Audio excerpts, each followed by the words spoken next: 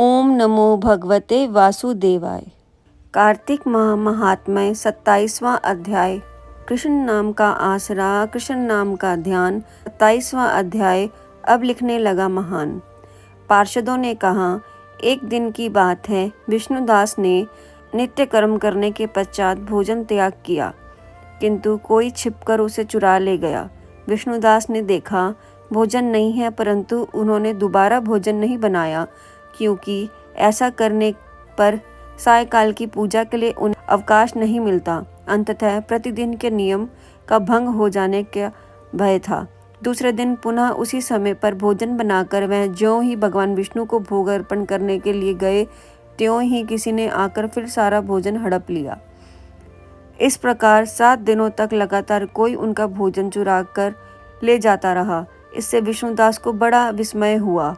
मैं मन ही मन इस प्रकार विचार करने लगा, ओह, कौन प्रतिदिन आकर मेरी रसोई चुरा ले जाता है? यदि दोबारा रसोई बनाकर भोजन करता हूँ तो सायंकाल की पूजा छूट जाती है। यदि रसोई बनाकर तुरंत ही भोजन कर लेना उचित हो तो मुझसे यह न होगा, क्योंकि भगवान विष्णु को सब कुछ अर्पण किए बिना कोई भी वैष्णव भोजन नहीं करता। आज उपवास करते मुझे 7 दिन हो गए हैं। इस प्रकार मैं व्रत में कब तक स्थिर रह सकता हूँ? अच्छा, आज मैं रसोई की भली भांति रक्षा करूँगा। ऐसा निश्चय करके भोजन बनाने के पश्चात वह वहीं कहीं छिपकर खड़े हो गए। इतने में ही उन्हें एक चंडाल दिखाई दिया, जो रसोई का अन्न हरकर जाने के लिए तैयार खड़ा था। भूख के मारे उसका सारा शरीर दुर्बल हो गया था। मुख पर दीनता छा रही थी। शरीर में हाड़ और चाम के सिवा कुछ शेष नहीं बचा था। उसे देखकर श्रेष्ठ ब्राह्मण विष्णुदास का हृदय करुणा से भर आया। उन्होंने भोजन चुराने वाले चंडाल की ओर देखकर कहा, भैया जरा ठहरो ठहरो, क्यों रूखा सूखा भोजन खाते हो? यह घी तो ले लो। इस प्रकार कहते हुए विप्रवर विष्णुदास को आते देख वहां चंडाल भय के मारे बड़े वेग से भागा और कुछ ही दूरी पर मूर्छित होकर गिर पड़ा। चंडाल को भयभीत और मूर्छित देखकर विष्णुदास बड़े वेग से उसके समीप आए और दयावश अपने वस्त्र के छोर से उसको हवा करने लगे। तदंतर जब वह उठकर खड़ा हुआ तब विष्णुदास ने देखा वह चंडाल नहीं है, साक्षात नारायण ही है। नारायण ही शंख चक्र और गदा धारण किए सामने उपस्थित हैं। अपने प्रभु को प्रत्यक्ष देखकर विष्णुदास सात्विक भावों के वशीभूत हो गए। मैं स्तुति और नमस्कार करने में भी समर्थ न हो सके। तब भगवान ने सात्विक व्रत का पालन करने वाले अपने भक्त विष्णुदास को छाती से लगा लिया और उन्हें अपने जैसा रूप देकर वैकुंठ धाम को ले चले। उस समय यज्ञ में दीक्षित हुए राजा चोल ने देखा विष्णुदास एक श्रेष्ठ विमान पर बैठकर भगवान विष्णु के समीप जा रहे हैं।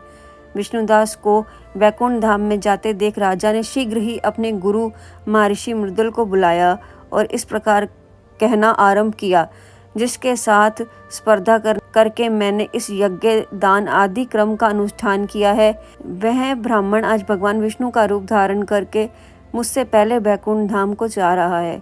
मैंने इस वैष्णव धाम में भली भांति दीक्षित होकर अग्नि में हवन किया और दान आदि के द्वारा ब्राह्मणों का मनोरथ पूर्ण किया, तथापि अभी तक भगवान विष्णु मुझ पर प्रसन्न नहीं हुए और इस विष्णुदास को केवल भक्ति के ही कारण श्री हरि ने प्रत्यक्ष दर्शन दिए हैं। अंततः जान पड़ता है कि भगवान विष्णु केवल दान और यज्ञों से प्रसन्न नहीं होते, उन प्रभु का दर्शन कराने में भक्ति ही प्रधान कारण है। दोनों पार्षदों ने कहा। इस प्रकार कहकर राजा ने अपने भांजे को राज सिंहासन पर अभिषिक्त कर दिया। मैं बचपन से ही यज्ञ की दीक्षा लेकर उसी में संकलन रहते थे, इसीलिए उन्हें कोई पुत्र नहीं हुआ था। यही कारण है कि उस देश में अब तक भांजे ही राज्य के उत्तराधिकारी होते हैं। भांजे को राज्य देकर राजा यज्ञशाला में गए और यज्ञ कुंड के सामने खड़े होकर भगवान विष्णु को संबोधित करते हुए 3 बार उच्च स्वर में निम्नलिखित वचन बोले, भगवान विष्णु, आप मुझे मन, वाणी, शरीर और क्रिया द्वारा होने वाली अविचलित भक्ति प्रदान कीजिए। इस प्रकार कहकर मैं सबके देखते देखते अग्निकुंड में कूद पड़े। बस उसी क्षण भक्त वत्सल्य भगवान विष्णु अग्निकुंड में प्रकट हो गए। उन्होंने राजा को छाती से लगाकर एक श्रेष्ठ विमान पर बिठाया और उन्हें अपने साथ वैकुंठ धाम को प्रस्थान कराया। नारद जी बोले, हे राजन, जो विष्णुदास थे मैं तो पुण्यशील नाम से प्रसिद्ध भगवान के पार्षद हुए और जो राजा चोल थे उनका नाम सुशील हुआ। इन दोनों को अपने ही समान रूप देखकर भगवान लक्ष्मीपति ने अपना द्वारपाल बना लिया। इसी के साथ 27वां अध्याय समाप्त हुआ। इसी के साथ सब बोलिए श्री कृष्ण गोविंद हरे मुरारी, हे नाथ नारायण वासुदेव।